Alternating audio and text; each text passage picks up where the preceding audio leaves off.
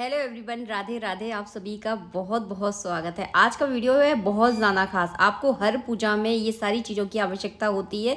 तो नवग्रह कैसे बनाते हैं, षोडश मातृका कैसे बनाई जाती है, सब कुछ जो है ना हम इस वीडियो में आपको दिखाने वाले हैं। तो ध्यान से इस वीडियो को ज़रूर देखें। आप देख रहे हैं यह जो पीठ बन रही है इसको पंचांग पीठ कहते हैं। पंचांग पीठ में जो है कौन कौन से, जैसे ये स्वस्तिक बन रहा है तो स्वस्तिक पे गौरी और गणेश जी विराजमान रहते हैं।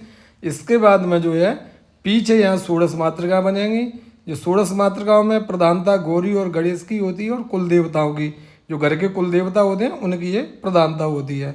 और उसके बाद में यही जो है वरुण आदि देवता जो है रहते हैं। कलश जो पूजन रहेगा तो कलश में जो आप देख रहे हैं षोडश मातृका बन रही है ये।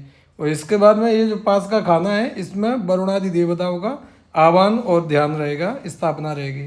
तो इसमें जो है वरुणादि देवताओं में कलश का पूजन, जल के अधिष्ठात्री देवता वरुण का पूजन, और इसके अलावा गंगादि जो नदी हैं प्रमुख, सप्त नदियों का, सातों समुद्रों का, चिरंजीवों का, चारों वेदों का जो अष्टदल कमल बनना है, इसके ऊपर जो है उस कलश की स्थापना होती है। तो ये जो है यहाँ जो है, और अभी सिंदूर से सप्त घृत मातृकाएं भी बनेंगी जिसमें श्री आदि लक्ष्मी जी की प्राप्ति के लिए श्री आदि सप्त मातृकाओं का पूजन किया जाता है। तो ये जो है पंचांग पीठ जो है, कोई भी आप अनुष्ठान करते हैं, कोई भी छोटा जब घर पे भी जब करते हैं तो इसमें पंचांग पीठ की अति आवश्यकता रहती है। पंचांग पीठ को अनिवार्य तौर पर बनाना चाहिए। इसमें अगर और अन्य पीठें आप नहीं बना रहे, जैसे वास्तु वगैरह नहीं बना रहे हैं, योगिनी नहीं बना रहे हैं, क्षेत्रपाल नहीं बना रहे हैं, तो आपको पंचांग पीठ की आवश्यकता अवश्य रहती है। अब ये जो दो स्थान दिए हैं वो शंख और घंटी के लिए है, तो ये पंचांग पीठ वही शंख घंटियों को भी विराजमान कर देते हैं। तो ऐसे ही मिलाकर के पंचांग पीठ गौरी गणेश 2 हो गए, षोडश मातृका 3, सप्तकृत मातृका होती है वो सिंदूर की बनती है वो 4, और वरुणाद्यावत देवता जो है कलश जो है ये 5। तो इसमें पांचों देवताओं की जो प्रधानता रहती है इसको पंचांग पीठ रहती है बोलते हैं। और पंचांग पीठ पूजन के बाद ही आचार्य आदि ब्राह्मणों का पूजन होता है, और कोई विशेष कामना है पितरों के लिए तो उसमें नांदी श्राद्ध इत्यादि किया जाता है, और इसके बाद आयुष मंत्र वगैरह जपे जाते हैं। इसके बाद में जो है ब्रह्मादि, अभी आप देख रहे हैं ब्रह्मादि सर्वतोभद्र मंडल का यहाँ वो रहेगा। सर्वतोभद्र मंडल देवताओं पे जो है ब्रह्मा जी की प्रधानता रहे, ब्रह्मा विष्णु शंकर जी की प्रधानता रहती है। तो इसमें 56 देवता रहते हैं तो उनकी जो प्रधानता रहती है, तो यहाँ ब्रह्मादि सर्वतोभद्र मंडल देवताओं का यहाँ पूजन रहेगा या निर्माण होगा होने के बाद में। और इसके बाद में जो है अभी यहीं जो है पास में सूर्य आदि नवग्रह मंडल बनाए जाएंगे। तो नवग्रह मंडल पे आप जो है चाहे तो वास्तु का भी पूजन वहीं कर सकते हैं, और नवग्रहों पे योगिनियों का भी पूजन आप वहीं कर सकते हैं, क्षेत्रपाल का भी पूजन आप वहीं कर सकते हैं। तो और नवग्रहों पे जो है आप सभी देवताओं का पूजन कर सकते हैं। और कलश पे जो है आप देख रहे हैं तो ये जो सर्वतोभद्र मंडल बन रहा है, तो सर्वतोभद्र मंडल पे यही भगवान राम जी का पूजन होगा। इसमें बीच में जो है कलश रखा जाएगा, और उस कलश पे जो है जैसे अखंड रामायण पाठ का ये वीडियो है, तो अखंड रामायण पाठ में कलश के ऊपर जो है जैसे हनुमान जी का आह्वान होता है, राम जी का है शपथ, मतलब जानकी जी के साथ, लक्ष्मण जी का है, उर्मिला जी के साथ शपथनीक जो है, भरत जी का है शपथनीक, और शत्रुघ्न जी का शपथनीक जो है आह्वान किया जाता है। वाल्मीकि जी का आदि जो है मतलब कवि रहे वाल्मीकि जी, जिन्होंने वाल्मीकि रामायण लिखी है संस्कृत में, तो उनका भी आह्वान होता है।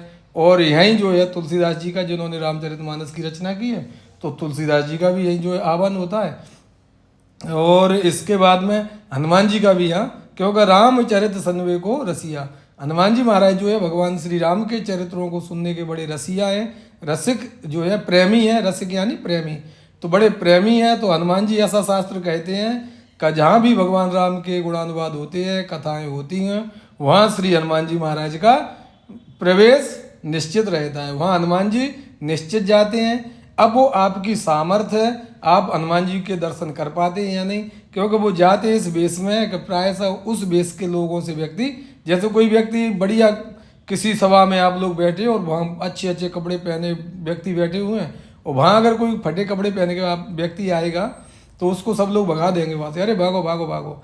तो देवता जो है ना इस प्रकार से जाते हैं कि आप उसको समझ ही नहीं सकते हो कोई वास्तविक देवता है या कौन है। तो इसलिए जितने बड़े बड़े, एक चीज़ और बताएं आपको, जितने बड़े बड़े सिद्ध संत जो होते हैं ना, जो आपने देखे होंगे, कभी गोवर्धन की परिक्रमा में आप गए या चित्रकूट की परिक्रमा में आप जाते हो, या कभी अन्य जगह जैसे अयोध्या वगैरह बनारस अगर आप जाते हो, तो वहाँ आपने देखा होगा सिद्धों को, संतों को देखा होगा, कोई फटे पुराने कपड़े पहने, पैंट पहने, वैसे ही गर्मियों में पड़ा है, तो वो वास्तविक सिद्ध संत रहते हैं। वो अपना अस्तित्व किसी को बताते नहीं है। जब उनकी तो चमत्कार जब लोग देखते हैं किसी कारण से, तब उनको समझ में आता है कि वास्तव में ये सिद्ध संत थे। तो इस प्रकार जो है यहाँ सर्वतोभद्र मंडल का ये निर्माण किया है। सर्वतोभद्र मंडल के ऊपर ही यहाँ जो है, यहाँ जो 3 पर्दी लगती हैं, एक तो सफ़ेद जो है विष्णु भगवान की, लाल ब्रह्मा जी की, और काली पर्दी जो है शंकर जी की रहती है। तो सत्य, रज और तम तीनों गुणों के देवताओं का इस सर्वतोभद्र मंडल में आवाहन किया जाता है। और जैसे आपको बताया था हमने कि इसी पर जो है वाल्मीकि इत्यादि जी जो का है, जो रामायण की जैसे पूजा रहती है, तो उसमें जो है, और अन्य कोई अनुष्ठान है तो उस पर यंत्र आदि देवताओं का भी उस पर आह्वान किया जाता है। तो यहाँ जो है इस प्रकार से हमने, अभी आप यहाँ दर्शन कर रहे हैं, सूर्यादि नवग्रह मंडल है। ये जो बुद्ध देख रहे हैं आप हरे कलर का, उधर चंद्रमा है, चंद्रमा बुद्ध के बीच में शुक्र है, ये बीच में सूर्य है, सूर्य को साइड मंगल है, पीले वाले गुरु है, सूर्य के जस्ट नीचे ये शनि है, इधर एक राहु केतु, ये नवग्रह हैं। नवग्रहों में भी अधिदेवता होती है, 9 प्रत्यादि देवताएं होती हैं, 9 इनकी शक्तियाँ होती हैं, 5 लोकपाल होते हैं, 10 दिशाओं के जो 10 दिक्पाल होते हैं, इनका सबका आप यहाँ पूजन करेंगे, आह्वान करके पूजन कर सकते हैं। और इसके अलावा वास्तुमंडल का, वास्तु देवताओं का भी आप आह्वान कर सकते हैं, और योगिनियों का भी आप यहाँ आह्वान कर सकते हो, क्षेत्रपाल देवता का भी आप सूर्यादि नवग्रह मंडल में आह्वान करके यहाँ स्थापना और पूजा आप कर सकते हैं। तो इस प्रकार जो है ये ग्रहों की रचना कैसे की जाती है, तो इस वीडियो के माध्यम से हम आपको ये बता रहे हैं। आप जो है सरल तौर पर आप ग्रहों की रचना कर सकते हैं। अगर इसमें क्या है, चूंकि अब यहाँ एक सवाल आप लोग करेंगे कि साहब चावल से क्यों नहीं बनाया, तो चावल से चूंकि इसलिए नहीं बनाते कि चावल जो है, चावलों को रंगना पड़ता है, और रंग में केमिकल होता है। तो अगर वो केमिकल की चीज़ अगर किसी चिड़िया को खिलाओगे या किसी कोई भी पक्षी या जानवर कोई खाएगा तो उसको भी नुकसान होता है। तो इसलिए हम तो प्रायः ये प्रयास करते हैं कि बिना मतलब चावलों के, जैसे दालों से ही बनाते हैं, तो दालों से बनाने के बाद में जो है वो दालें किसी गाय को भी खाने में आ जाती है, चिड़िया भी खा लेती है, गिलहरी खा लेती है। अभी आप जो देख रहे हैं श्री आदि सप्तऋतु मात्र का जो बता रहे थे हम पंचांग पीठ में ही, तो ये लक्ष्मी जी के स्वरूप रहते हैं। तो यहाँ जो है सप्तऋतु मात्र का जो बनाई है, इन्हीं सब चीज़ों का यहाँ देखो, ये पंचांग पीठ आप पूरा देख रहे हैं, इस पर सुपारी, हल्दी इत्यादि जो भी आपके पास है वो आप सब लगा के बिल्कुल विधिवत तैयार कर सकते हैं।